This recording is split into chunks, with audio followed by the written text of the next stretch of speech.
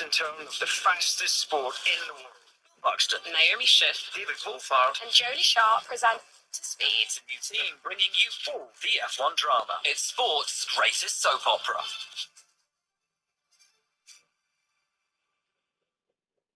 Bro, my phone's so glitchy ever since I updated it. Bro, that's the #1 sign your phone's been infected with viruses and malware. No way, bro. Yes, bro, you didn't download Trust Security Antivirus, did you? Bro, every time you go on a sketchy site,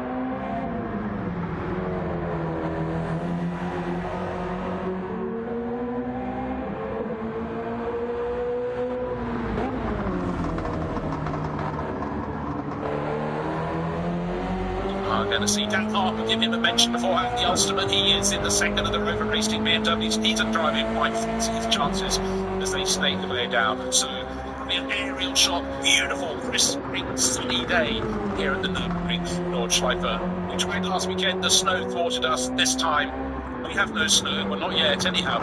And the car's onto the start from straight, the safety car, the pace car has peeled into the pits, waiting to look at the lights on the gantry for Verstappen. On the inside of the front row, that's the pit wall side. He's in his Mercedes alongside an Audi Share Sport PHX. They had the shadow of a penalty over them. It's been taken away. The lights are still on red. Everybody bunching up, almost nose to tail, almost touching each other. I've never seen the lights held for so long. It's such a big full screen coming through. Suddenly they go from red to green. They have Verstappen in position. The first corner looks like the battle's on 4 pieces. Aside by Raffaele Marciello, needing some tiny aerial shots, so 3 by 3 and 4 by 4, even further down in the grouping. Don't forget number 80 will be racing Mercedes. But neat and tidy there, Snow. How did you assess the start? Certainly Verstappen got it right from pole position.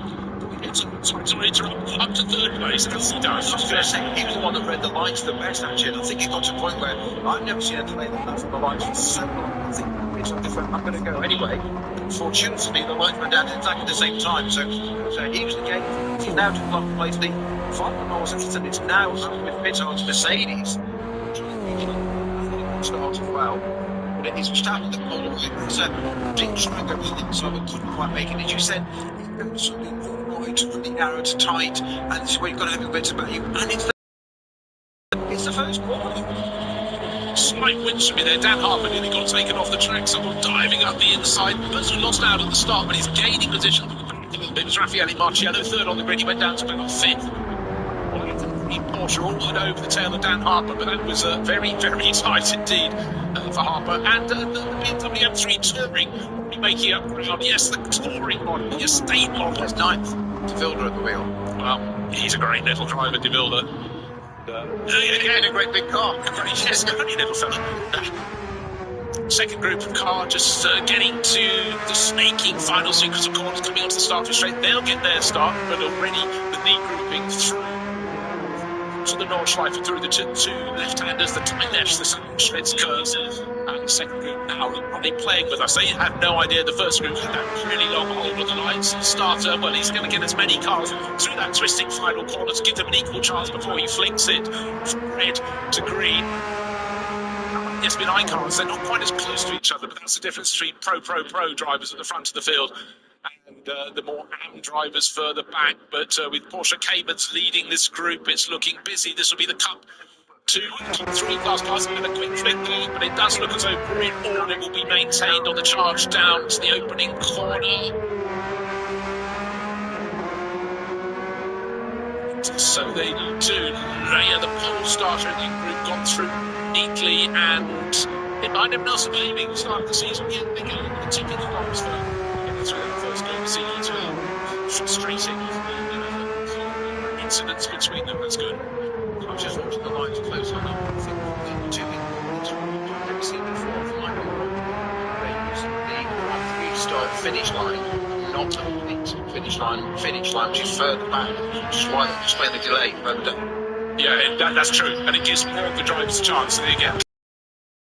They're still going left and right through the... And to get them all bunched up as a batch properly, yeah. Actually, don't go left and right through the final corners, go right and left, I would say. This is why you're a commentator, not a driver. Yeah, those are enormous. So... It's just so good to see these cars as they go... This is the second group of cars. They're diving into the rise up to the chicane, and the first two Caymans, both yellow and black, very nicely indeed. It's about a 10-car length lead for our race leader. He's not got to worry about anybody as he turns into Sabine Schmidt's curves for the first time. And the third group of cars, as you get from the SB9 class and the Stratton field down to the cars in the third group, a lot of these look as though they've just been painted and taken from the car park. Fear not, they're far more prepared than that. But they are the production class cars. They do what they say on the tin. It's always been very much the backbone of the Nürburgring Langs Langstrecken series, or the VLN as it was called a handful of years ago, and the engine note could not be more different either, but the engine note rising as they go with the Toyota Supra in the mix, but so many BMWs. It's been something of a feature, mixed in with the Porsche Caymans down the order, waiting for their start of the 2026 Nürburgring Langstrecken series. And I must say, so far, people have really been taking the sensible pills to suppress the enthusiasm of starting their season with a bang and try and start it with a race finish and as good a result as they can possibly get. But, well done to all of them. So the three groups seem to have all got through the first corner without any trading of paint, bending of metal. And of course, while these cars are just getting the feel of their tyres now, can we get enough heat into them on the formation lap? Well, let's hope so. But while they're doing that, of course, plenty of heat in the tyres now in the SB9 class that are at the front of the field. Verstappen is still leading around the lap, but it's almost on another planet as the last group of cars, the third group of cars, is halfway around the Grand Prix loop, long before they even get to the Langstrecken series itself. We have Max Verstappen leading the race from Christopher Haase. They're at carousel already for the lead group. I was looking for their placement. There we are. So in no time at all, we'll get them onto the tail of the field. And again, there's one point if you catch the tail enders when you're on the re-loop, there's space to pass them. You can be frustrated at several points around, well, more than several points, many points around the Nürburgring Nordschleife. If you catch them there, and many a race you've had, and the onus is on the driver of the faster car to make a clean overtaking manoeuvre rather than the driver in front to pull out of the way, and that's where you need experience at both ends of the field, because certainly it takes two to tango, but it takes one rash, impatient move to cause a lot of problems, because don't forget, I mentioned before that the barriers are very close beside the track, and if you do have an unnecessary bit of contact and the car goes pinging off, through the laws of physics and the force of gravity into the barriers, barrier damage can be done. The crews are incredibly professional about clearing them up. But if this is the first time you're watching an LLS race or listening to one, there will be moments in which we have course vehicles with sections of barriers on trailers behind them, and the marshals have to work super hard to indicate a slower vehicle is up ahead. They'll be waving a white flag to indicate attention, but then for the drivers at the front, how much attention, how much do they come off, or how close are they to that instant? So again, they suddenly have to just ramp up their attention to, fully on factor 10. Should I had confirmation that there is a new procedure for the start lights. It is further down by the GP circuit line. That doesn't mean to say that's the same finish line there. You can have a different start and finish line to a race. So our traditional calling it comes across the line is almost just past the pit entrance. That may well still be the finish. We need to make sure all drivers are clear about that, because you don't want to be lifting off that little line further down there. Now, Max Verstappen under pressure, not just under pressure, he's actually lost the lead of the race. I did say, as you were talking about the dotting her, describing so beautiful long spot and surgery, and I said later in the race we want to talk about side drafting. That's what Christopher Haase has just done. He's just sat behind Max Verstappen and stolen all his aero, much like the new regulations, and pulled it onto his car and down the side, and there it is. And we now have the Audi leading Max Verstappen, so it's a swap in manufacturer order at the front. Actually quite that was also the different nature of this circuit. He made a slightly better exit out of Galvin from the straight. The straight was so long, he doesn't have to just get into that toe. Troy was mental for his game. He knew he had enough, but Verstappen had to accept it as well, because the last thing he could do is tow someone else along. He looked at the height of the Audi R8 LMS, car number 16 leading the race. It looks tiny in comparison to the much bigger, more bluff Mercedes AMG, but that was experience, and that was just working the toe. And Christopher Haase, gosh, has been racing not just Audis for generations, so he has the feel for it, but he's raced this circuit for so long, and that just also, it's experience, it's talent, it's experience. And Christopher Haase, I look at his career record, and it takes quite a lot of space on my laptop actually. I don't have to moving around, but he's been racing GT class cars since 2009. He was the GT3 European Series champion. And for Phoenix, hold on, who's he racing for now? That's brand loyalty, that's team loyalty. You do well for me, I'll do well for you. And, I appreciate, I really respect that. And I tell you, German teams are very, very strong on loyalty with drivers, or certainly maybe they make it clear what they want from their drivers. But if you match up to that, great. But that's the product of the team, quite literally. They've developed that driver into what they want in their team. The loyalty works both ways, but they're giving him the tools underneath him to be able to do that kind of stuff, but he's delivering to the team what they need. And it's one of the things I love about endurance racing. It is so much of a team sport. You have to all work together.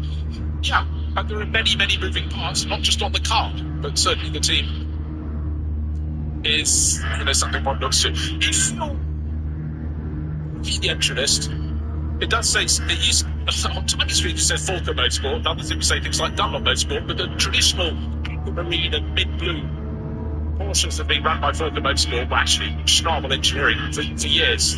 They've changed this time because one is running in Dunlop Motorsport livery. That's Nico Linsel, starting car number 17, and the sister car number 44, long-term number, is in the Falcon colours. So that's Tim Heinemann and Sven Muller. I just can't get over how stunning the circuit looks today. The leaves are just starting to bud, but not leaf yet. Obviously, the conifers are still in full bloom, but the colours change all the time. And equally, I do bang on about it when we get to autumn. And I mean, the trees around the Nürburgring Nordschleife, I mean, it's stunning because, of course, they don't all change their colour in the same order, in the same sequence, at the same time. And so it's a really rich backdrop. Frankly, if you had the circuit even without a backdrop, it would be super, super, super stunning. But it really is a beautiful, beautiful place. Right, lead the race. It was Max Verstappen in his Mercedes. It isn't now. And Christopher Hasse, I would suggest, just about edging clear in the Audi. Made that brilliant move down the long Dottinghoe and the run back towards the end of the lap. The longest straight by a very, very long way. One of the weird things is when you're here and running parallel with that long straight is the road, just the other side of the hedge and the barrier. And safe to say the speed's a little bit faster on the circuit itself. But yeah, it's the juxtaposition. It's sort of the real world, that's on the outside, and then our world, which is on the inside, the racing world. We know which side of the fence we want to be on. Set. So at the end of the opening lap, first two cars covered by a third of a second. That was Haase in his Audi just going past Max Verstappen. Then there was a gap of just about 3 seconds back to David Pittard in third place in the second of the Mercedes. That's the one entered by KCMG. And Augusto Farfus was the driver who started, not Raffaele Marciello. I beg your pardon, we often don't get the starting drivers till little point in around when they get to the first race timing sector. So to reiterate, Christopher Hasse in car number 16, the Audi from Sport PXX, leading the race. Second place, car number 3, that's Max Verstappen in his Mercedes. David Pittard, the second of the Mercedes, that's car number 47, that's KCMG. Fourth place is Augusto Farfus, number 98, which is Rover Racing BMW, which he's sharing with Raffaele Marciello and Gilbin van der Linde. Fifth place is car number 45, which is the Ferrari. Not so many Ferraris in the series this year, but David Perel sharing with Thierry Vermeulen and Thomas Neubauer. And I think it's Vermeulen at the wheel of that, but can't be entirely sure as yet. So again, great mix of manufacturers. Matthias Druni, who started so strongly, is down in 6th place in his Aston Martin for Walker Horse Motorsport. Well, I'm just hearing reports of something going on at the carousel. Potentially a code 60. It's not coming up on my GPS tracker, which it normally does. Our leaders have literally just gone through that bit, and I've got an updated report saying track is now clear. So, yeah, I don't think that was a code 60, so we're not having one of those yet at all. The leaders are through and gone. It's still Christopher Haase in the Audi leading number 16, Shearer Sport Car leading Max Verstappen's Winward Racing Mercedes AMG. Yeah, again, that just sort of makes you focus on how to run a race meeting around here is incredibly complicated. Let's just go through those figures again. 25 kilometres and a little bit of small change as well. 172 two turns. Imagine in race control, you've got your marshals at so many points around the circuit. They're all wanting to, radio in with an issue or text in with an issue or however they manage it here. Then you've got to get the message. How long is it going to take to clear? Has the car spun? Is it in the barrier? No, it's back on the circuit. It's good. It is all clear. So many messages coming in. And There are ways you can actually scroll in and out. What's the website if people are at home and they want to be able to have a little circuit map with moving elements? Where do they go? What do they need to is that onto an iPad or a laptop? It's powered by GPS, G-P-S-A-U-G-E, GPS being in capitals, and it's onto the App Store with your Android or Apple. It's called Racing Track. It's called. I will just confirm that. Bear with me. There, Racing App, AWP. Yeah, it's Something comes up with a big logo on the nose. Surprisingly, and then you just log in and you go into spectator view, so it's live, spectator NLS comes out, and there you are. So we have got a code 60 now, which is at Fransgard, actually starting at Grunchen, going down into there, and that is, let's see for which car, which is just taking me out of it. Here we go. This does work perfectly. Find a car there at the moment. It clears by 177, so Schalvenschwanz, which is the Swan's Neck before we come into the Dottingerhohe, Galbenkopf, so it clears by that, so a little bit of code 60 there, but I'm just trying to trace which car it is. I've got it now. It is 919, which is obviously right at the end of the back of my entry list. So it's a Cup 3, it's Porsche Cayman. Exactly. That class is entirely for Porsche Caymans. Right, as you just swing through to work it out, end of the second lap, boy, they're going by in a flash, and it's still Christopher Haas. Just a lap ago, he'd only just moved into the lead, but this time around, he's led the entire lap from Max Verstappen. The gap between them was 0.3 of a second. The last time around, just waiting for the interval to come up, but it's not going to be a great deal from that. It's about a second, I'd suggest, as they go through. So it's Audi from Mercedes, then the gap back to third place. It was David Pittard at the end of the previous lap. In third, still is. Battle for fourth, though, is changing. It's still Augusto Farfus, but only in his BMW, but only just ahead of the Honda Racing wide liveried Ferrari. It's looking very busy indeed around the infield. Between turn 2 and turn 3, the Ferrari comes in front.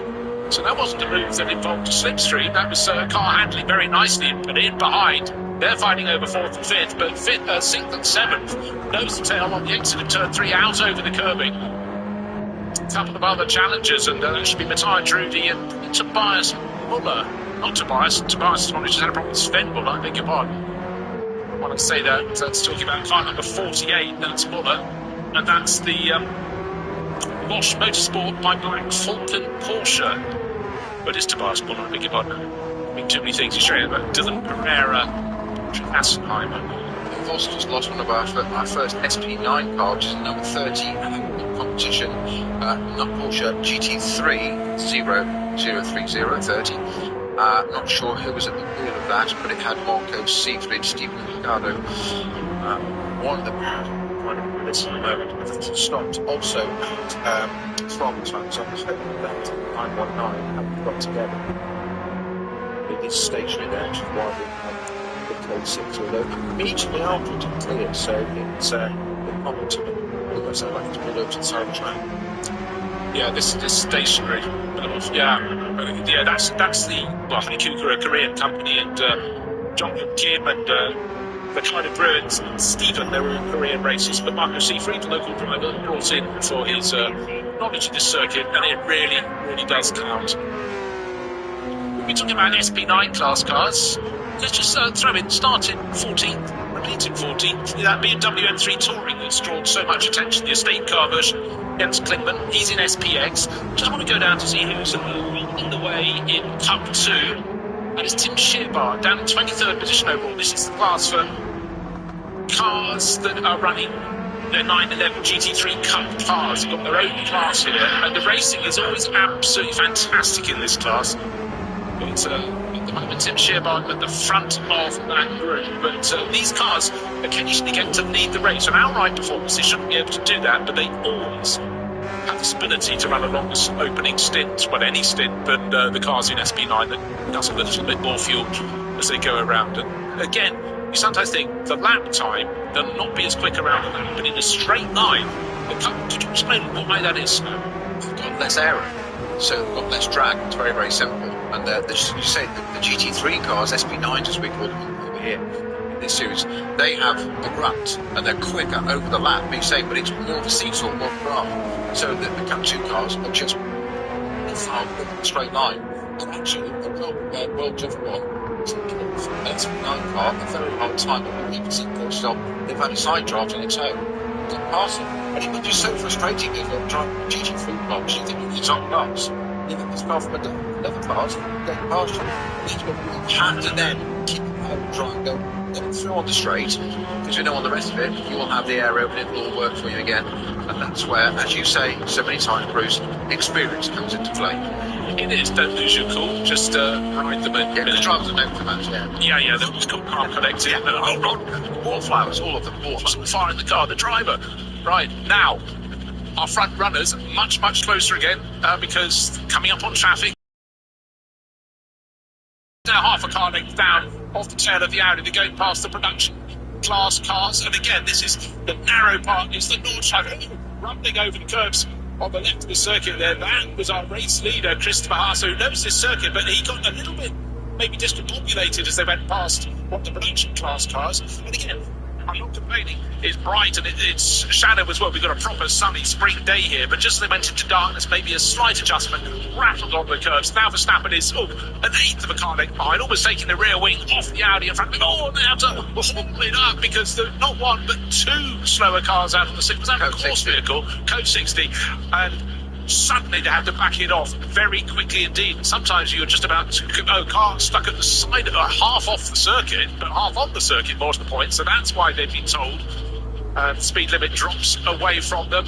And there was a very quick flick back to full speed racing, and Christopher Haas just hammered past two other cars, and having been a quarter of a car length ahead of Max Verstappen's Mercedes, got himself about 5 car lengths clear. Verstappen will be offering oaths under his helmet there, because again, this is the sort of thing that you find in NLS races. It's reacting not just to slowing down in time, but it's also getting on the hammer as soon as you're free or entitled to go at full speed again. And just as they get going, a gaggle of cars from the third group of cars, they have to pass those. They do pass those. You win and you lose a little bit.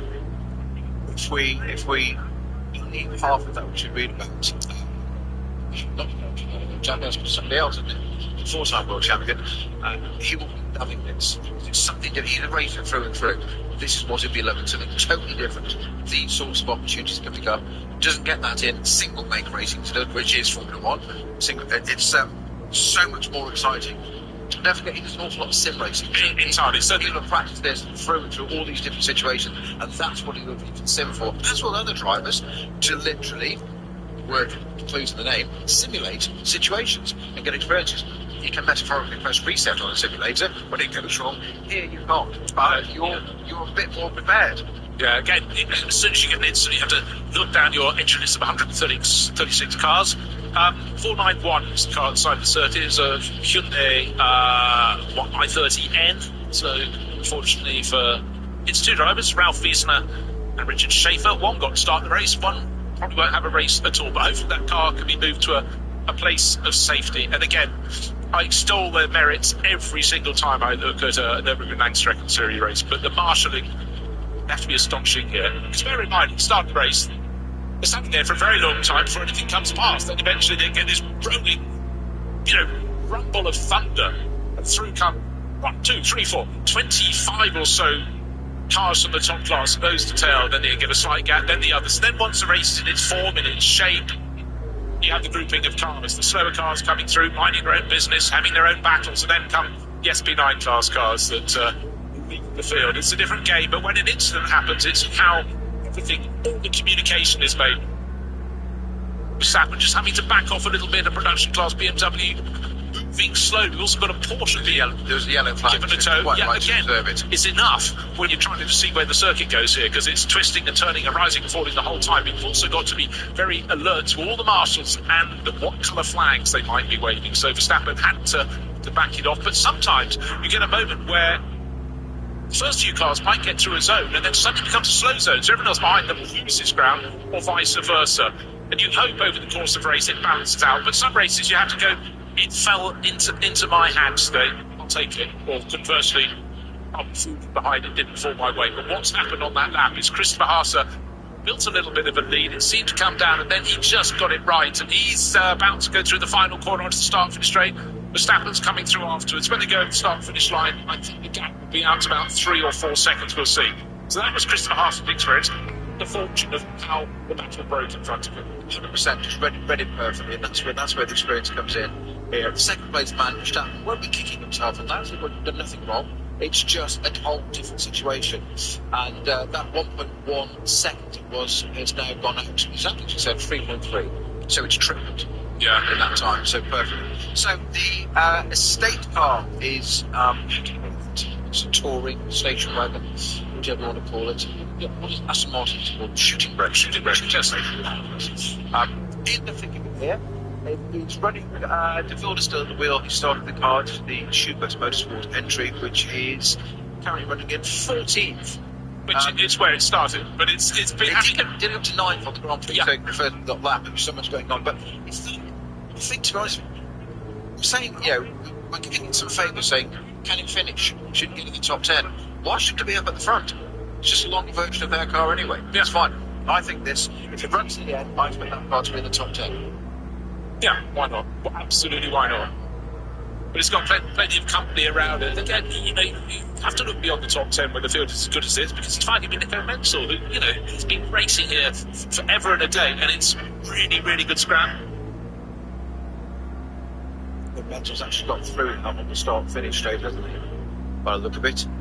Yeah, and just to confuse matters, of course, lots of debris. Lots of debris on the track. Oh, I tell you what, I think that's a 491. That's a replay with the 491 at the side. The Porsche we saw being given a tow along the Dottingher was the number 30, the Korean car. But we mentioned Hugo de Vilde, but of course it's Jens Klingberg, his teammate, running that. And in fact, the car in front of him is being driven by Hugo de Vilde, because they're both two-timing this weekend in the nicest way possible. And they're both also showing with Charles Weerts, the Schubert Motorsport, the black and red BMW M4 GT3. So look, listen, compare and contrast. Okay, it's busy times. It takes a little bit of management to make sure if a driver's doing racing in two different cars, that the garages are close to each other, so they can hop from one, be ready nearby, rather than having to go the whole way down the pit lane to find their form. 3.3 seconds, we said Christopher Haase leading in an Audi. Suppose we talk about Audi's leading on the Nordschleife, because the R8 LMS, of course, has been through various Evo stages, Evo 2 stages, but it's always been a car that's gone very, very well around the Nordschleife. But what we have found is some cars, when it gets to hotter temperatures, in the summer races, suddenly the advantage might be with a different manufacturer. But right now, certainly nothing wrong with the Mercedes. That's all over the tail. Closing back in again, worth pointing out. The Audi had got clear, as we said, 3.3 seconds, but Verstappen now halfway around this lap number 4. Some of the drivers, including Frank Slip, already sort of standing in their pit carriages waiting to have a go. Yeah, exactly. The gap's come down to about a second. And what the drivers crave, of course, is as you're chasing this clear track up ahead, but sometimes you see a gang of cars and think, is the driver who's in front of me going to have an advantage going past them? Or I might find an advantage. This moment, Christopher Haase has had VW Golf minding his own business, but it rather went into the market where he wanted to go. He was compromised. Verstappen was not compromised as he came through behind. So advantage for Verstappen is down to about a second now between first and second places. Catching is one thing, getting past is another. And there's be an awful lot of traffic in their way when they catch up with this other group in a minute. But all to play for here, as you say, from 1.1 to 3.3 back down to a second again. It is a seesaw. All for the sake of effectively about 2/3 of a lap. Really. Across the line at the time, but just want to say that one of the things I love at the start of the season is looking at. I mentioned a lot of the crews have got different liveries this year. If you're a Texan racing fan, I can introduce this. So this is down to Russ Turner, car number 180, which is running in the SP10 class, which is for GT4 class cars. It's looking immaculate. It's BMW M4 GT4, but it's painted like Johnny Rutherford's helmet with the flag of Texas over the top. That's a mention of great IndyCar drivers from long ago. But he's showing that with Danny Stripling from Dallas and Justin Holt from Houston. quite a strong thing there. The car looks fantastic, I must say. And I'm not against a national livery or a state livery. It's blue and it's red and it's white and it's got the Texan stars on it. And even better, it's got a fantastic Battle 2 equivalent BMW M4 GT4s are right in behind, and a couple of other cars as well. I'm trying to remember what I've seen in the mix, but again, just to reiterate, you race against cars in your class. You might all be in a field of 132 race starters, but you might have 12 cars in your class, and they're the ones you have to contend with. You have to keep out of the way of very quick cars from the front groups, but they're the ones you score points against. You either take points off them or they take points off you. But it's not, for drivers coming across from Texas or anywhere in the world to race here, it's a lot of logistics. You get here, and then the track is the reason you're here. And then the fact you're racing with people, hopefully of similar performance, and you have a good scrap. Sometimes you can be running 10 in your class, but having an absolute ding-dong, but you might be in the lead of your class. Imagine that at your wake there. I think a lot of drivers will say that to you, that they would just like to see much of a battle. Sometimes it doesn't matter, it doesn't have to be for the win. It doesn't have to win for the class even. They enjoy, if you're a racer, you just enjoy having that race, good clean battle, and it's almost irrelevant whether it's podium, front, winning, whatever, until it comes down to a championship. Then it's relevant. Yeah, of course. But for a lot of the drivers, see the slow zone around the back part of the circuit. Wait, let's find out exactly where that is. It's between Connor and India. We'll tell you who is Klostertal. Okay. So again, drivers are just constantly on their toes. So Klostertal, very quick circuit before you suddenly turn right and go sharply up the hill to the north to the carousel, which is precisely where our first two cars are going. Still the Audi of Christopher Haase, still leading Mercedes and Max Verstappen. Right past the track, deep shadow. This beautiful spring day at the Nordschleife. Across the Porsche Cayman, the Audi goes through, no trouble. Verstappen gets slightly quiet and has to go further to the left of the circuit as the track went to the right to go around the other. It's about just losing a little bit of momentum and then catching it. And right now, talk about catching it, nearly taking the bumper off the back of the race-leading Audi. BMW class cars keeping out of the way on the right-hand side of the circuit. The race leader, the second place Verstappen, Mercedes, going around. Suddenly they've got clear track ahead of them, but they can't see far because the track twists, it turns, it rises, it falls. The next group of cars, they come across them quickly. I was about to say they'll see some. They already have. But where will they find them? Will the advantage go to Haas leading the race, or will it go to Verstappen going through the second of the carousels? That means they're getting towards the place where they get unleashed along the Dottinger once they turn right. Very sharp right, so Galvin off. Then, who's going to carry momentum on the straight? We saw at the end of the open lap, did we not? The Audi came out, got into the toe, edged closer up this really long straight. The tail of the Mercedes, and then went past long before it kicked to the left, but this time just enough of a margin for the Audi to keep Verstappen from out of his toe. Yellows on the start of the Dottinger though. Toe back there. This is an absolute masterclass from Christopher Haase. He has demonstrated all his skill, all his experience. You should remember Senna and Max and Monaco in '92 when Senna just slowed the car down enough coming out of corners, not to block, not to ball. Exactly the same, through the traffic, and just certainly onto the Dottinger, just jig to the right to beat the toe to the second place car behind him. As Verstappen moved across and he went back to the left again. It's not change of direction, it's not a problem, you're not challenging at that point. He's just disturbing the airflow so he doesn't get the car behind, doesn't get the side draft and pull up. It's exactly how he got the lead off him in the first place. Not letting you have it back again. I think it is absolutely superb. It really is. We've got some fantastic battles, not so much further back, and the person who's making the moves is Tobias Muller. His experience, he's sharing the number 48 Porsche Bosch Black Falcon entry, and he's right on the tail of BMW's in front of Augusto Farfus, and tucked in behind the Ferrari's been going backwards because that's the one that's fallen down. Thomas Neuber, side by side contact there. New white Ferrari swapping paint with the Porsche. The BMW just up in front. That's Augusto Farfus. He's been there, seen it, done it. And the second of the Rover BMWs joined the tail of this trio to make it a quartet because Dan Harper is closing in. But that was a little bit, we don't like to see too much contact or any contact if we can possibly help it. But anyhow, it was side to side rather than nose to tail, so at least it was not likely to pitch the Porsche off. But a rub there. So a little bit of ambition from Thomas Neubauer didn't work on this instance. But great to see this racing this early in the season. We must say, though, however, that of course our race leaders, Haase and Verstappen, are pulling ever further clear.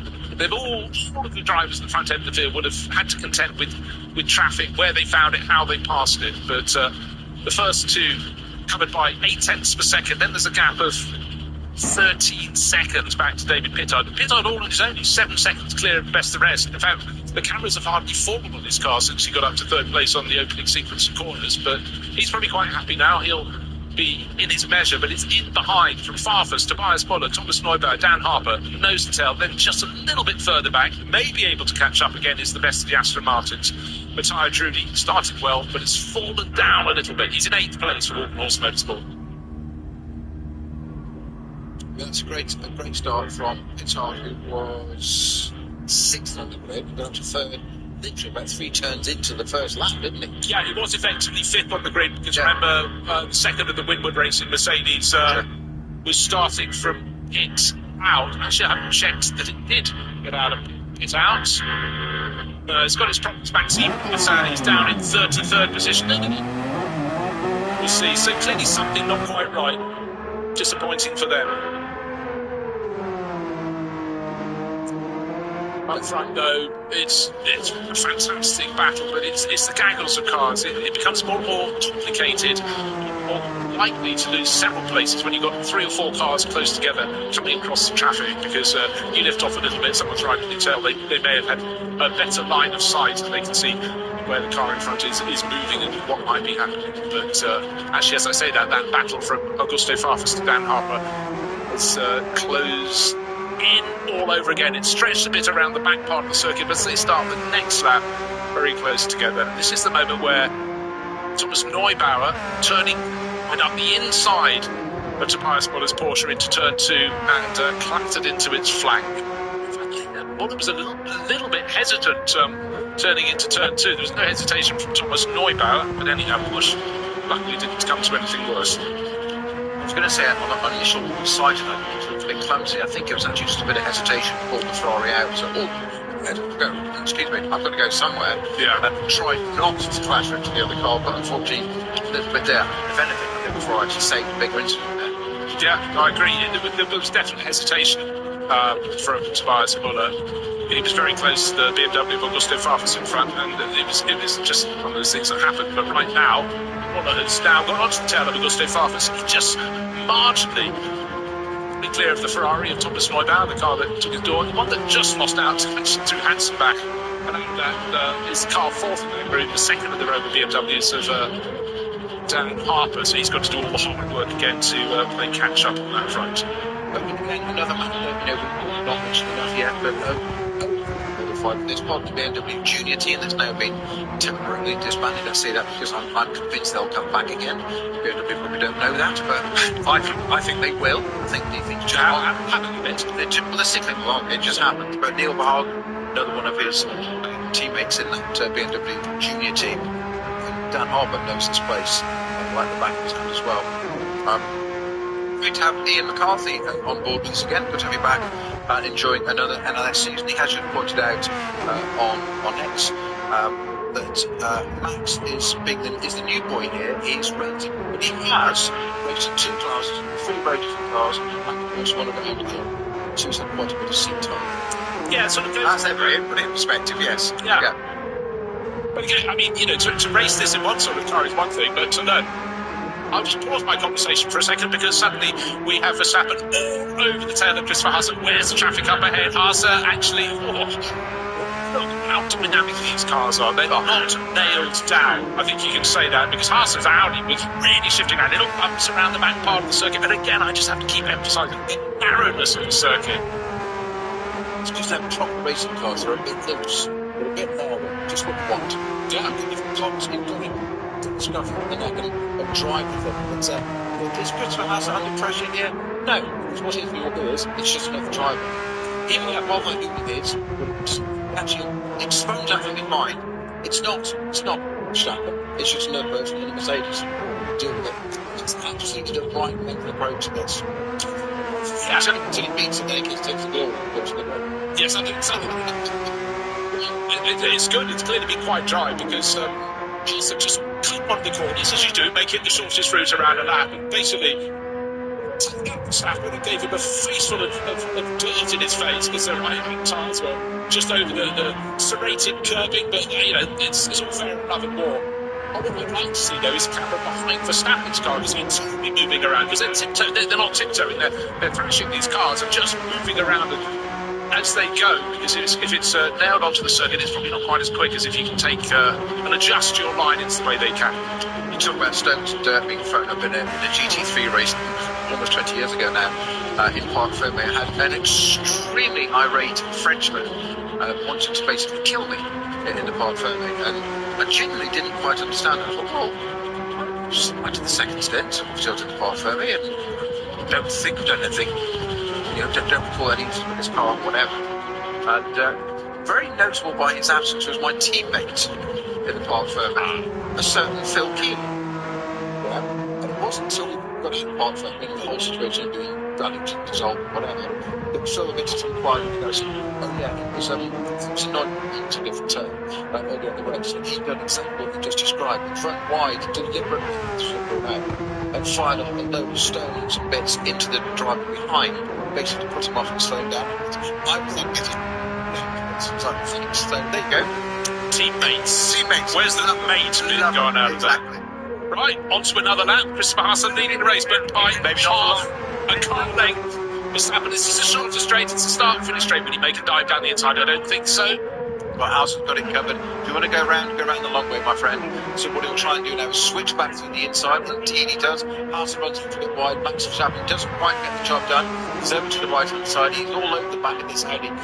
It's a little bit more nimble. I never thought I'd say an AMG GT3 was nimble. Max was over to the right-hand side there. He's glued to the back of that Audi. How the splitter and diffusers haven't met and got married. They've certainly got engaged, haven't they? But Haas is still holding on to it, and again, I repeat it, this is an absolute masterclass from Mr. Haas there, showing all his experience. It's not his first rodeo, it's not his first race round here. He doesn't care who's in that red ball. Mercedes behind him. The point is, he's behind him, and that's where he's staying. Yeah, absolutely so. But where's your best opportunity to pass? It's on the Grand Prix loop. Didn't happen into the first corner. Had a look into turn 3, where you're turning sharply left before you release to the right to turn 4. Didn't work for the Mercedes driver. So the Audi of Christopher Haas is still in front of Max Verstappen. Best the rest, how far? Now is David Coulthard in 4th place. He's 25 seconds further back. But the bad news for the KCMG Mercedes driver is that Gandalf 4 cars behind, right behind him now, because Augusto Farfus is just under a second down. No, I tell you what, Coulthard's the one who's lost out. In the Porsche, the one who had a side strike a while ago has gone up into 3rd place, Farfus to 4th, Neubauer to 5th, so the Gandalf's not just caught Coulthard, they pass him, he's down in 6th place on the start finish line. And Mirko Bortolotti, I've just been looking, the Lamborghini driver started outside the top 10, last time around he was 10th, this time around he's up to 7th place overall. This is a Huracan, not yet in the Temerari, over Bortolotti and the other regular drivers will be moving closer and closer to the front end. So good to see Mirko having a real stab at this. Over the years, so we've talked about how Lamborghini just don't get the success you think they're getting here. They've had so many strong races, but in the last few years the ante at the front has got so much greater that it's even harder having a cameo role, because you have to be, to get to the front, you have to be capable to keep that speed going. They had the speed before over the years, the top-brand car, but never enough to sort of win the race. But with the crew in number 930, it's very, very strong crew. What am I talking about? 130, not 930. It's Luca Exler, Mirko Bortolotti who's at the wheel, Marco Mapelli, long-time works Lamborghini driver, Trick Niederhauser, who had a fantastic year, became a GT World Challenge Endurance champion. So names like that, we are talking tip-top GT3 drivers, but here they are, different cars, same circuit, really going for them. I know that the Lamborghini just never seem to be rewarded with the results of their speed, their sound so richly deserves. They're always never quite catch the flowers. Yeah, they can sniff them, but they can't take them home. Anyhow, we are the beneficiaries of just the most fantastic race at the very front of the field. But the fact is that now we've got this incredible battle over third place. David Pittard, course and passed in the KCMG Mercedes, but maybe he's got tyre life in it. He can stay in that group. Multi-manufacturer, which is always good news. But starting to be a little bit cloudy at parts of the circuit now. But just as I say that, the cars at the front of the field, Christopher Haas's Audi and Max Verstappen's Mercedes are back into full sunshine. Fans around the outside of the circuit almost as they can.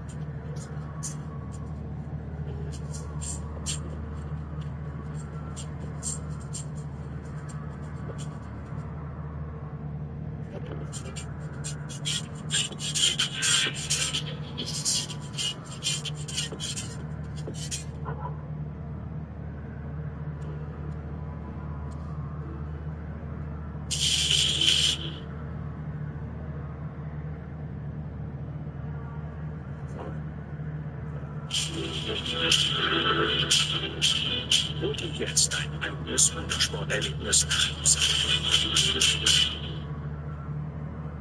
Ein Online-Shop für Simracing-Hardware und Zubehör. www.simraceshop.de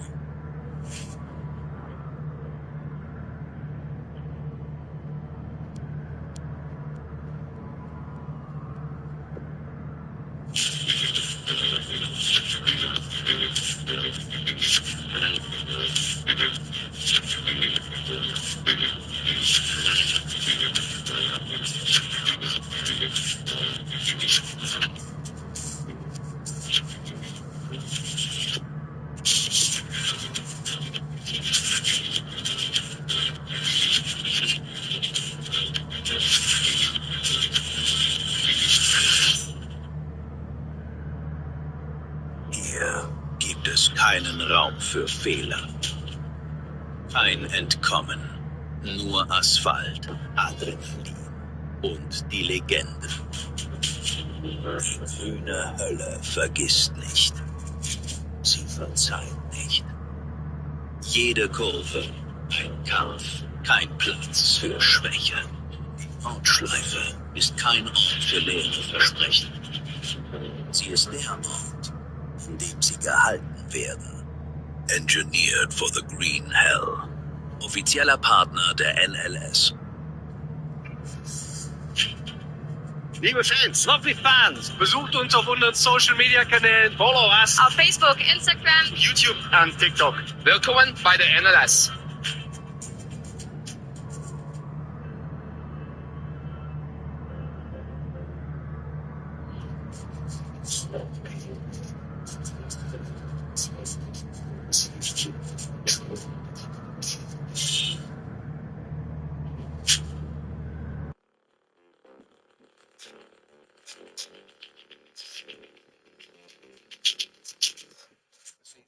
Not being a commentary contradiction.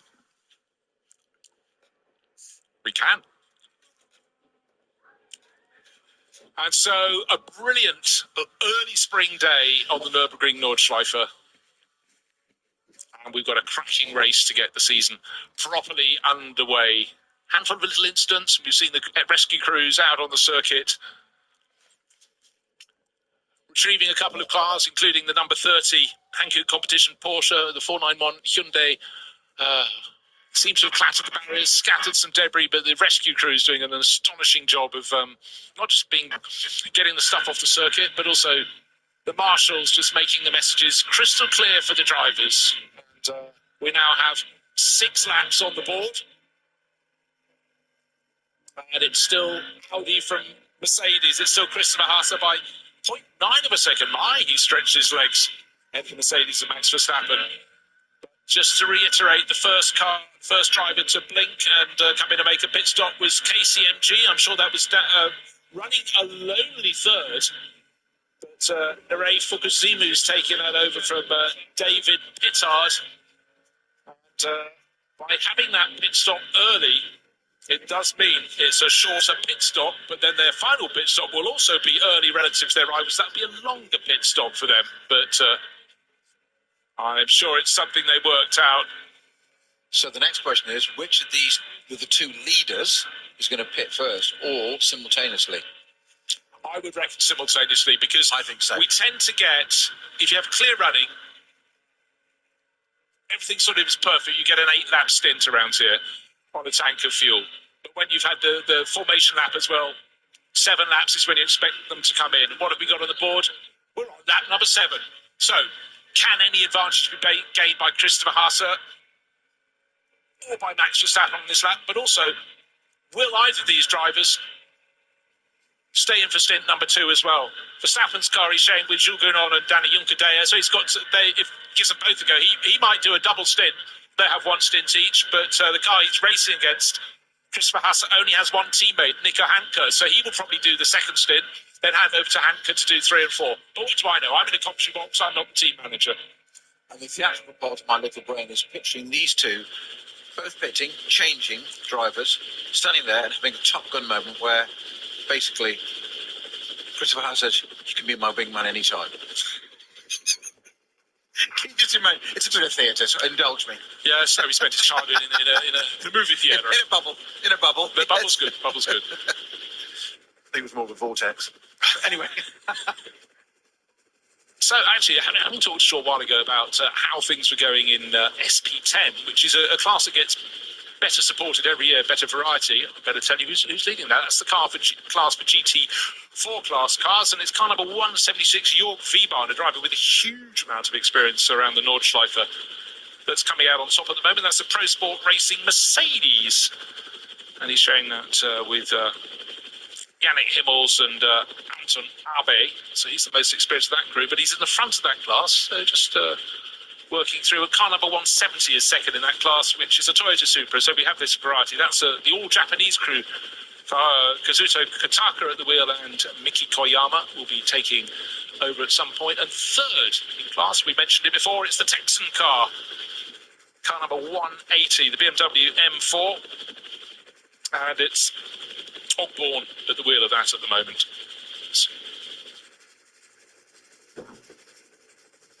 I've had a few drivers swapping because I thought Russ Turner was in that car, but I see he's listed in car number 177, which is in 4th in class. Anyhow, we'll try and hammer that out, but the good thing about it, it's a fantastic nose-to-tail battle in that group, which is just what we want to see.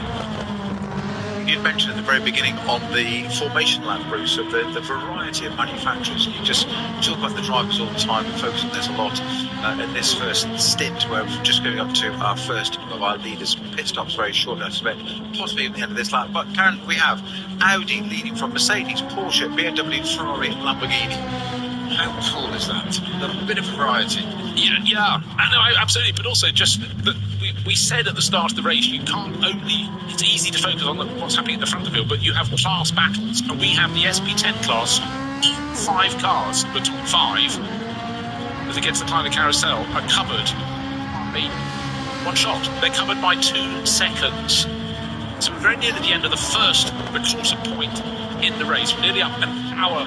We've got another 6.5 minutes to go, but 1st to 5th in SP10. Yeah, they're running down in 46, 47, 48, 49 to 50th position. Not nose to tail, but the next closest thing, probably half a second between each of them. Then they run along the Dottinger, and the car that's leading the class just gaining a little bit of a margin, and the Texan livery BMW M4 tucking in behind, not getting a toe, but not enough to draw it up. Or is it? Again, just keep on forgetting how long that run is along the past Dottinger, and then you go towards the very end of the lap to Hohenrain. where it tightens up a bit. But yeah, I think class lead still staying there. But great battle, but they've got 3 more out of this. Isn't that good? Mercedes leading the class. So just looking at where they are on circuit now, we are at the 10th part of the circuit. The name is Hollahat. High Point in German. That leads down to Wifferman that starts the downhill run. I think we might have these cars in on this lap. I'd be intrigued, Bruce, as we said, we've discussed various possibilities and strategies. We are commentators sitting in the luxury commentary box looking out and down upon these cars, watching them, not team managers. They will have different ideas, and we will put forward all our theories based on our lack of experience over the years and down to be proven wrong. When it's right, it is pure luck. Yes, every single time, pure luck. The number 80 Mercedes, that qualified 5th, it's the second of the Winwood Racing MG GT3s, that's in the pit lane. When you see dolly jacks being put underneath, going to be wheeled back in the garage, but when you're here, they just have to get them round to a 45-degree angle in the pit lane, because there isn't enough space for everyone to be parked parallel to the front door of a garage. They don't even get a garage each. You have multiple cars in these deep garages at the Nürburgring, but certainly for the 2 AMG Mercedes entered by Winwood Racing, the favour is very much in the one that's car number 3, running second in this race, and about 10th of a second behind the race-leading Audi. It's all Max Verstappen is driving, pedalling hard. Now, end of this lap, we reckon these first 2 cars, first and second of the race, will come in to make the first of their 3 standard pit stops in this race. It's a 4-hour race, you divide it down. Don't expect, because don't forget, they had the formation lap, the mere 25 kilometres. But who is going to blink? I think they're going to blink at the same time. Verstappen has got the toe. Down the straight they go. Yeah, and what was going to happen there, because Hassel was held up by the cars where he didn't want to be onto dotting home. So that has unfortunately played back into Verstappen's hand, although Hassel is not letting it happen. I don't think he's going to get it. He isn't. I don't think he's going to get it. I think Hassel's going to literally side by side. No, we've seen this before. He's going to have to acquiesce. He's going to have to let Verstappen through. I'm not convinced he's going to do it in a hurry. He's not. They're through the kick. They're side by side. They are literally touching here. Hassel hasn't let it go in the end. Verstappen really takes the lead. Finally, some 6 laps in after losing it at the very start. Are they going to dive straight into the pits, having made the move? Verstappen, yes. Yes. Okay, a little bit of pride restored from Verstappen there. Great racing, but that just absolutely goes to show a bit of interruption just to come into the long straight. And you can find all your oaths and swear words, because it's frustrating. It's a mean match overall. Now, let's see how the pit stops go. Verstappen will come in to a standstill. The Winwood Racing crew in position there, nose towards the garage. They will swing that car around. Please leave them both in these cars so they can carry on racing. Taking nothing away from our new race leader, Max Verstappen there. That was not down to him. He is jumping out of the car. That was down to traffic. So the opportunity presented it to him. Right. I expect all the front-running cars to come in, and there isn't a rush in the pit stops here. It might look really quite languorous as driver change being made, but their pit stop has to be a minimum of 328 seconds from pit in to pit out. How do they produce these numbers anyhow? Someone's got a slide rule. That's what it is, from pit in to pit out. And let's hope nobody undercuts that time. We see it race in, race out, right across the globe in motor racing, in endurance racing in particular. And nothing drives a team manager up the wall more than someone nipping out of the pits or being signalled away from their pits. Right, indication there from Max Verstappen with his hands. A bit of understeer at the moment, so that's being taken on board. Danny Juncadella will be going second in that car, red and white helmet of the Spanish racer. Very, very smooth individual. He's doing that going to be doing the second stint, and we'll see who gets it. Well, have we spotted Hasse getting out of his car? The focus has been on the Verstappen car. I reckon Hasse might stay on board, but it depends how he feels, because his young teammate Nico Hanker is the only other person. There's been a late change on the entry list. We do have quite a fluid entry list. In the NLS, you get the entry list issued every Wednesday, but extra names get added and taken away over the course of the intervening days. But certainly we can tell you that's Danny Juncadella who's about to take over the number 3 Winwood Racing Verstappen.com Mercedes. And with Jules Gounod in the sidelines, he'll be hyper enthusiastic to have a go as well. But you hear a lot of air guns going off down the pit lane, because pretty much everybody, as predicted, has come in to play.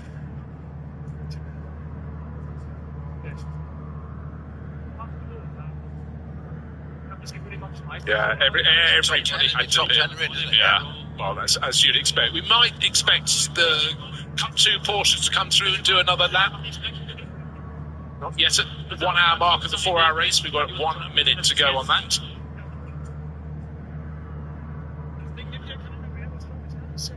Well, didn't hit hard, hit early. He did. So He pitted on lap 5. So that's going to put him nicely at the safety lap. That's Yeah. to his advantage. Yeah. Don't forget, early you do the pits, your pit stop will be shorter.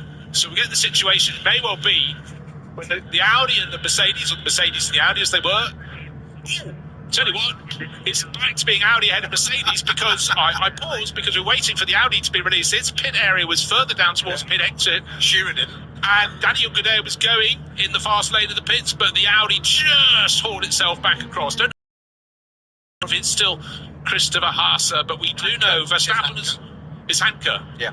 Okay, there we go. So that was super tight, just what the doctor ordered. Can't complain.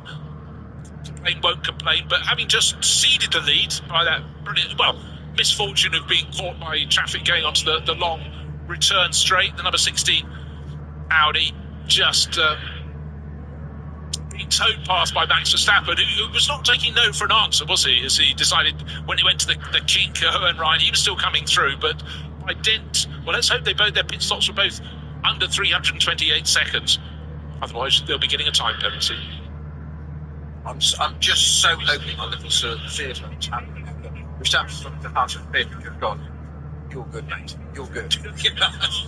This kid's good. Yeah, would he be in my team? That's what he wants. That's exactly what he wants. He wants a challenge. He doesn't want to just go all the way, 5 seconds win, 10 seconds win. He'll want a challenge.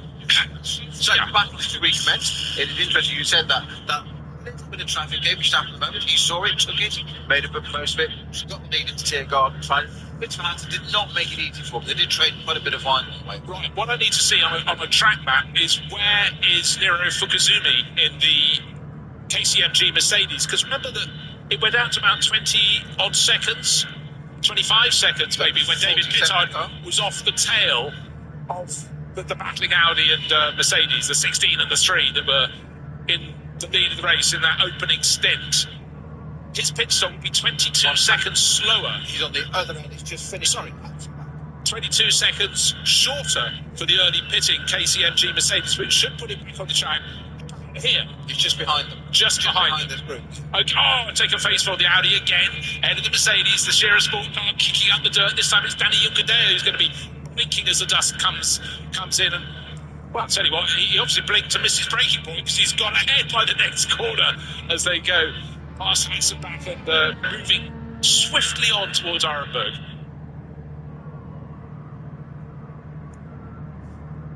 It was a lot of intent. You don't often get clear overtaking manoeuvres with no traffic involved. But when you put Danny Ungade against Nico Hanke, who's taken over the Shearer Sport PHX Audi, you sort of expect, in terms of experience, there's quite a difference, it must be said. I mean, what's the age? Nico Hanke just turned 23, but a couple of last year 2023 is racing GT4s, last year racing GT4s. This is his first year stepping up into the big guns, the SB9 GT3 class cars. So it's better he cedes the position under pressure there from Danny Ungade than tries to fight it. Settle in, and one of the best ways of learning a circuit is to follow a master, and Danny Ungade is very much that. But the key is to stay with him, and at the moment Nico Hanke is falling back. In fact, get the telescope. If he can keep up, exactly. He'll be learning. He'll see a handful of corners. Okay, got it. But also, he's wanting to feel confident in the heat in the tyres. Other matters that drivers consider important. It's also a question of objective as well. That you can follow somebody who might be able to do what they're doing. You can't. You've got to be yourself. You've got to know your car, know your limits. If they're quicker, they're quicker. There might be a different reason for it. Don't fall into it.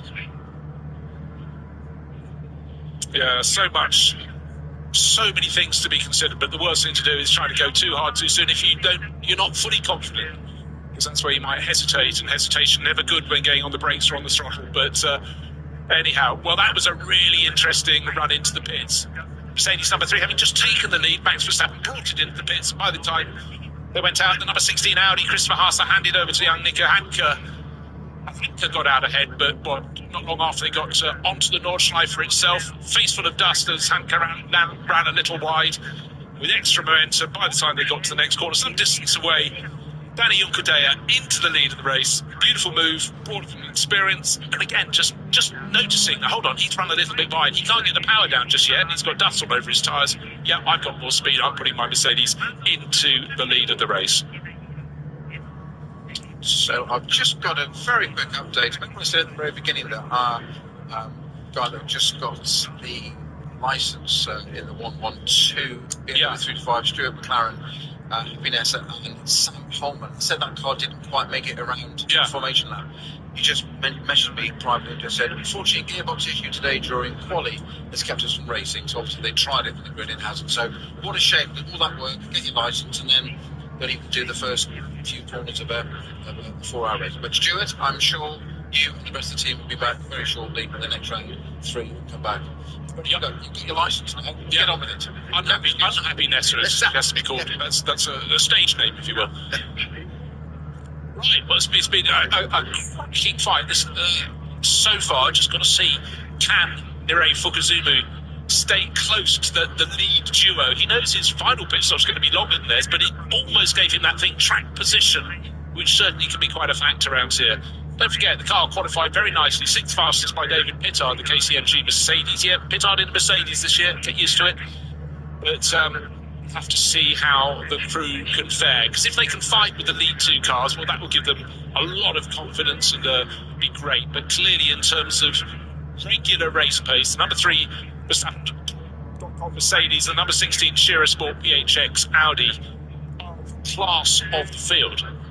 Don't forget, it's not just one driver doing all 4 hours, so we will have a rotation through drivers, and some cars will gain, another driver takes over, some will lose out a little bit. But one that definitely was worth watching, seeing how it fares after the pit stops, is that the best of the Lamborghinis, which was Mirko Bortolotti's car, that had risen from outside the top 10 to 7th place overall. We'll let them all settle down. Oh dear, a Toyota Supra has left the pit lane, just gone over the dotted white line into the line where you feed out, and has come to a halt with the half of the car on the grass. So that's someone's having a very, very short stint in Ghana. Oh, it was the car that was right at the sharp end, second in the GT4 class.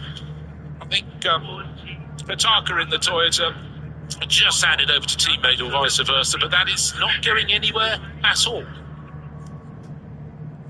See from our camera footage at the end there, looking in through the sort of foreshortening across the track there, there's a bit of driver work going on to try and do an alt control reset. I'm sure obviously that car can't stay there. It's no real problem where it is, but you don't want anybody batting down the pit straight, trying to go down the inside and suddenly finding a Supra on the pit exit. So that car will need to be removed by the authorities and officials at some point fairly shortly, if it can't do so under its own steam.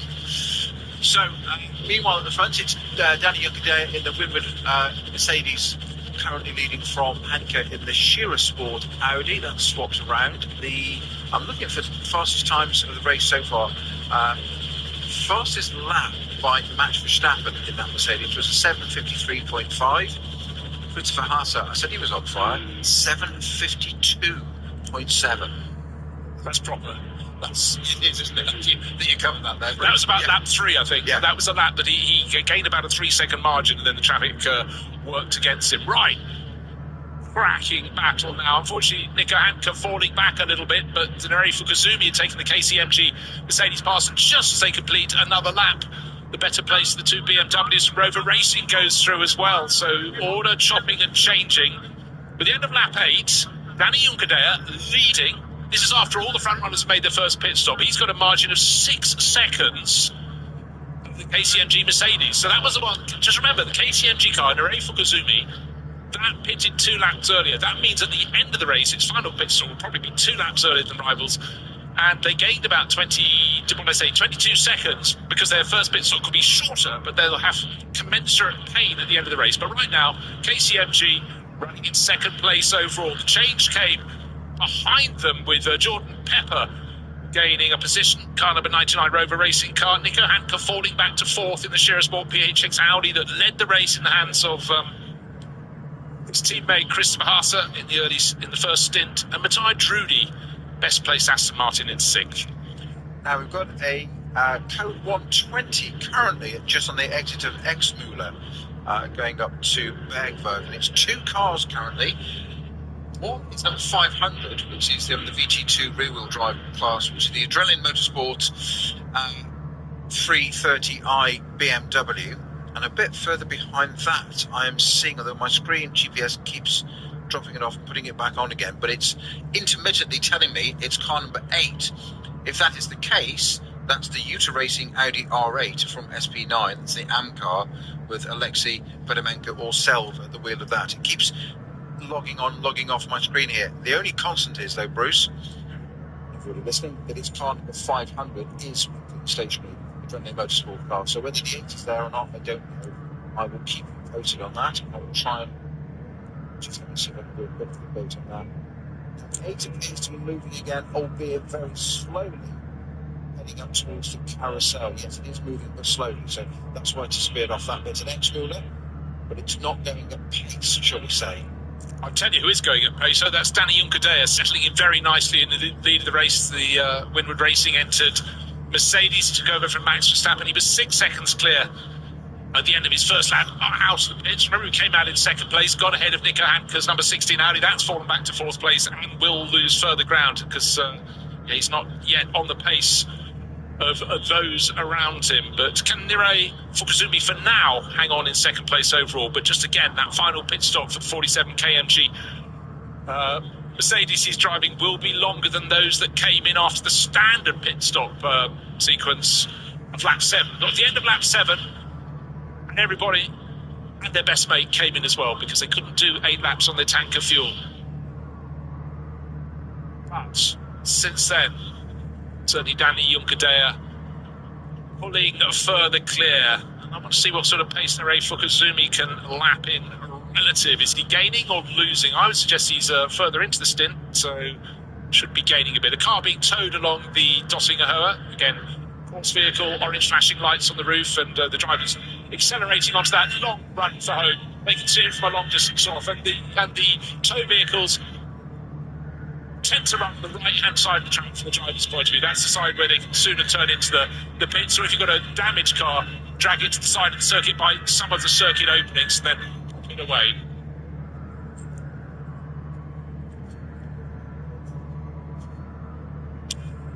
Just want to touch on Cup 2 class, because that's always one you need to keep an eye on, and at the moment, well, we just had the pit stop, so there's a bit of a churn there, but I think class leader is car number 919. Just remember, these 911 GT3 Cup cars are very, very fast indeed. Of course, you can race them in any sort of Porsche Carrera Championship around the world, but they're very good around here. And at the moment, it's Robin Chanowski who's taken over, sharing with the two Judexes.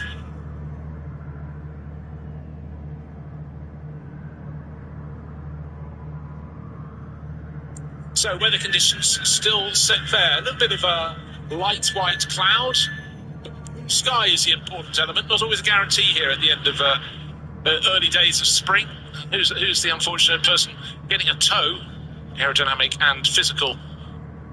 Kind of a 380 coming in. It seems to have wheels pointing in the right direction. No obvious panel damage, so I guess that's just a mechanical failure that will have that.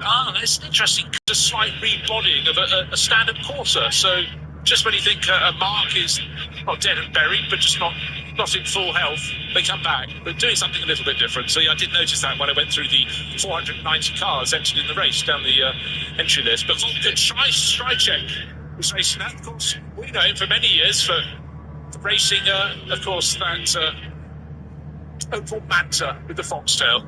But Volker back this time in a bitter Corsa. There we are, a little bit of history for you. Look back to your road cars from the 1970s and you'll find the bitter CD. Very elegant coupe. So the Adrenaline Motorsport number 500 330i BMW that I said was stationary in Exmüller. It's stationary because it's flattered along the barriers quite heavily and left a trail of debris behind it doing that. So I'm suggesting it's not going to continue in the race. Also, the 910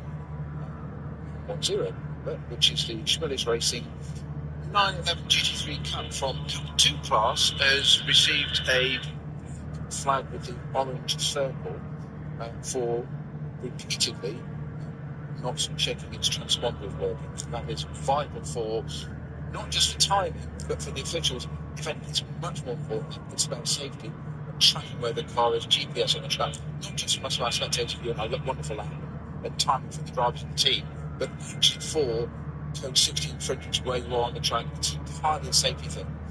It's not Big Brother, and it really just needs to have a working transponder for everybody's safety. So if you don't know that car's there, it's an incident on track, and once you step out to do something, all of a sudden the car you know nothing about. You can imagine the chaos that can cause. So that will need to come into pits. It's had a one warning now. So what they call the meatball flag, haven't they? Exactly. Yeah, exactly. It doesn't mean coming in for lunch. Or have a fricadella. Of course, fricadella racing. Well, depending on how long the chat with the car, of course, it might be lunch. Yes. Yeah. But, you know, again, the Nürburgring Nordschleife is something cut from different cloth, I think we can say. And it's only when you visit that you realise, in the middle of the circuit, what's normally the infield of a circuit? A few buildings. Here you've got the odd village here or there, because it goes from one hilltop to a valley an hour. You go down, it's big enough to have, you know, many houses, have supermarket and petrol station. That's just in the middle of the circuit. For most of the area, it just has its regular life. But the sheer expanse of this circuit, the real estate is huge, but it's a ribbon within a forest, effectively. The ribbon of tarmac that Danny Juncadere is doing such a good job of. I keep thinking the weather's about to change. I think it's just certain points on the circuit are quite shaded, but then you come back in the full daylight. Not as much blue sky anymore, a bit more cloud coming over. Danny Juncadere, just want to see what his margin is over. Will it still be Nerey Fukuzumi in second place? I can't tell you just yet. It might be Jordan Pepper who's going great guns in the better place to the two Rover Racing BMWs. It is Pepper, rather helpfully, just comes into sight on the start finish straight. The KCMG Mercedes is tucked in behind the blue and white. It's long been the livery of KCMG. So they're now BMW up into second. Fukuzumi, that's Jordan Pepper, Nerey Fukuzumi down to third and fourth place. It looks so, yes, it's not Nico Hankel. He's lost more ground in the Shearer Sport PHX Audi. It's Matthias Drudy, who's doing a double stint in that Aston Martin from Auckland Horse Motorsport, and he comes across behind them. Now up into fourth place overall. Hank has lost another 10 seconds in comparison, but still has 14 seconds or so over the sixth place Porsche of Patrick Assenheimer. Don't you hate it when you move from one season to another and a driver who's always been in Mercedes goes and drives a Porsche? Patrick Assenheimer, I'm talking about you. It's good to have stuff moving around, drivers experiencing different cars, but for Patrick, so long a racer in the VLN as it was, and then it became NLS a handful of years ago, but you know, he's a great driver to have on board. But right now, second place in the hands of BMW. They qualified pretty well, the two Rover cars.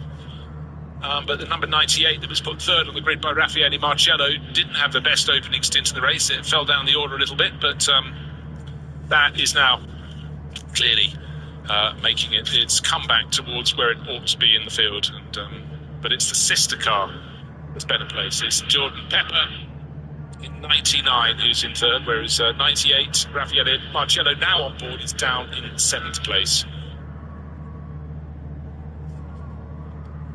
We haven't mentioned for a short while 77 entry, which is the Schubert Motorsports BMW GT3 Evo touring. Still running around, still touring around in I think 14th place a minute ago. It's dropped down. It was in 14th position, but it's not, so it's dropped down. Interestingly, with I know there's some slight confusion. I was reading reports earlier this week on Sports Car 365 where this car was listed as a BMW M4. It's an M3. It's an M3, but it's on our entry list and on our timing screens as a BMW M4. Interesting. I know it's an M3. I'm just saying that there are contradictory reports. And you look at our timing screens and our entry list, officially, it is listed as a BMW M4 GT3 Evo. Okay, and right. That was reported in Sports Car 365 this week as an M4. Okay, we will take a look. We're looking at a BMW right now, and I can tell you it's an M4.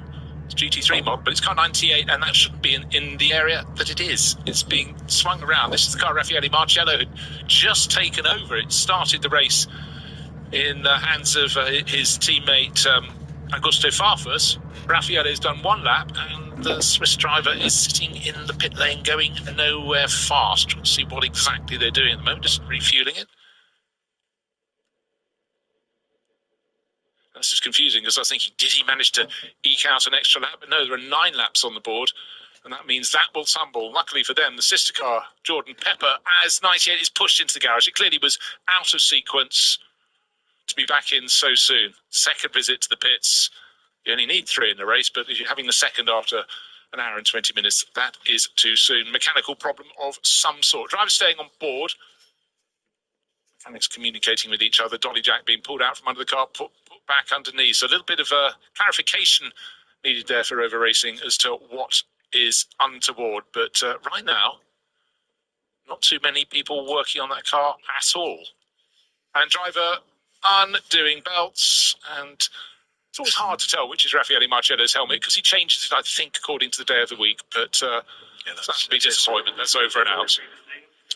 Well, that is a great shame. One of our front-running cars there, cars that we've obviously talked about so much in the past, and great sadness to see that car out already. Of course, that was going to be Raffaele Marcello, Augusto Farfus, and Calvin van der Linde. Bit of an amateur lineup there, wasn't it? Even though it's a pro team. Yeah. I'm being slightly sarcastic, tongue-in-cheek for anybody avoiding some doubt. Yeah, what have they not won? Exactly. Yeah. It's a bit of there's a fair CV between on each of those. Don't mind all 3 collectively, is it? You know, one of the things I sort of have endless sort of driver notes on my computer. When a driver's won a championship, I put that championship in bold. And when you look at that crew, they've got quite a lot of titles between them. Not just finishing in the top 3, but I mean, Augusto Farfus, he's been around a little bit a while. Born in 1983, but his first big championship was 2001. 24 and a bit years ago when he was in single-seaters, and he followed that, which was European Formula Renault, but he's won so much. Daytona GTN winner, he's been a couple of times Intercontinental GT Challenge champion back with Nicky Katzberg, Walker Horse BMW, but he's been a BMW man for a very, very long time. Again, we're talking about the Nürburgring 24-hour winner, not so long ago, well, last year, actually. As it happens, and Raffaele Marcello just won so many things, particularly in the GT World Challenge. Across Europe, Jordan Pepper, where he's in the sister car, Bathurst 12-hour winner, Kelvin van der Linde, Nürburgring 24-hour winner. But more importantly, the winner of the South African VW Polo Championship in 2012. But it goes on, but further down.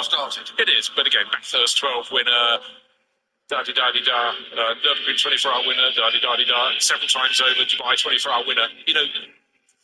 It's one thing to be competitive, but it's when you nail it across the course of a season, you weather the vagaries, form and fortune. And it's not by coincidence, is it? No. But again, we've talked about this many a time. So many of these drivers started, the ones at the very top, started off as single-seater drivers. That very much is the way that people went 10, 20 years ago. But a lot more now are coming straight into GTs and GT4, GT3. But they brought that experience across.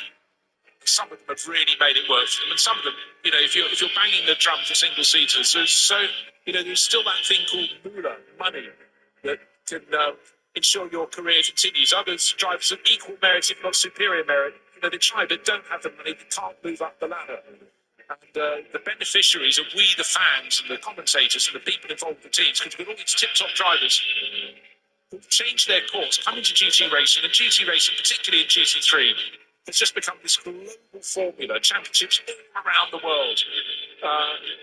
It gives these drivers a chance to keep their careers going and keep all that experience and knowledge and passion. And also in the world of Pro-Am, we'll talk about Pro-Am in a minute in terms of this race, but it just gives people a chance to work with people who are coming in with money, who do want to learn. And we do have a Pro-Am class in this race. In fact, at the moment, Patrick Assenheimer, I said so much experience, he's not in that crew. He's running 6th place overall, car number 48. And that's the Losch Motorsport Black Falcon Porsche that Tobias Muller started so well. And but Tobias is the am in that car. The other pro is Dylan Pereira, multiple Porsche Super Cup champion. But, there is this element, and it's always been an element of sports car and GT racing, back across the years. It didn't even have a name. But it was a concept, but it wasn't an element in a championship. You had gentlemen drivers who came in, They wanted a quick driver with them. And some gentlemen and gentlewomen learn as they go, others not so much, but it's such an important role. If you're the pro, Snowy, with a person with a car, they want you to accompany them and help them go forward. It's not a given it's going to work. There has to be incredible work on building up the relationship and having the technical passover of knowledge and the ability to receive it from the other end. Entirely so. That is one of the most difficult things to navigate in pro-am racing.